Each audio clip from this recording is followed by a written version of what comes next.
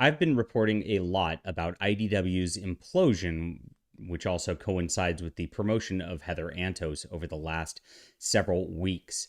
And of course, details just keep coming out about how bad things really are.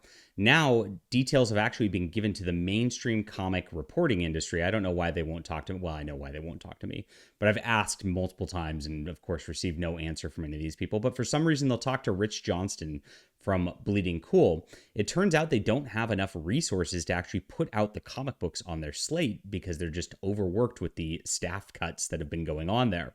It's ridiculous, but they've canceled their entire creator-owned line now, which means IDW is down to just their licensed properties. Not looking good for the company because this is bad for the health long term. I'll talk to you about why that is in a second.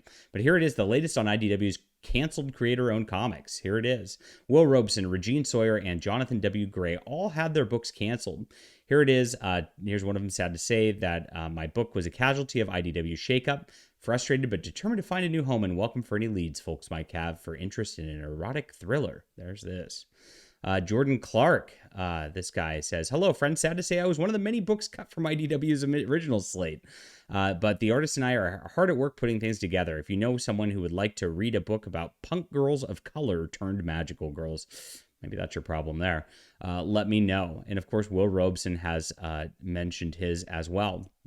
Now, the article also talks about the Teenage Mutant Ninja Turtle omnibus that got canceled. Of course, people's pre-orders got returned, and that's how I found out about this. But it turns out that IDW, again, just doesn't have the resources to put the book together. They're trying to get that together for a relaunch in 2025 now. So they're punting it a year down the line, hoping that things get better for them in the next year. Now, it's not going to. If originals are gone, this is a big part of a deal for a company.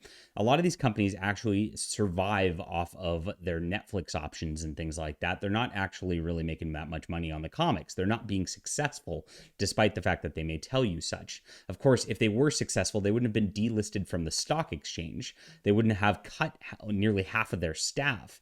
That's not what successful companies do. Successful companies are growing. We are growing over here. Every Kickstarter we do means more, and that means I'm hiring more and better people. It's not that I'm cutting over here. It's quite the opposite. So these companies actually survive off of their licenses to these other companies, not the licenses that they have. The licenses that they have, like Star Trek, Ninja Turtles, and all that, give them legitimacy so that then they produce their originals, that therefore they go, hey, we're the Ninja Turtle publisher. So Netflix goes, oh, well, maybe I'll buy this property of yours. If you got Ninja Turtles, you must be someone special. It's a whole clout game.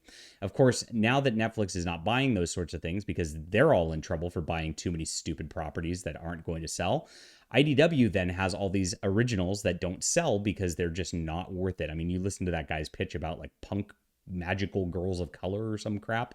Like, gosh, I mean, you're just trying to check the boxes of just like the most small microcosm of the woke possible. And of course, nobody wants that. That's not a selling point for a book. That's just an identity. So that's what they're at, and this is where they're at, and this is why IDW is failing at the end of the day. Make no mistake about it. They wouldn't be afraid of talking to journalists like me. They wouldn't be afraid of other fellow professionals like myself if this weren't the case. They're trying to hide something, and that's all that's going on over there.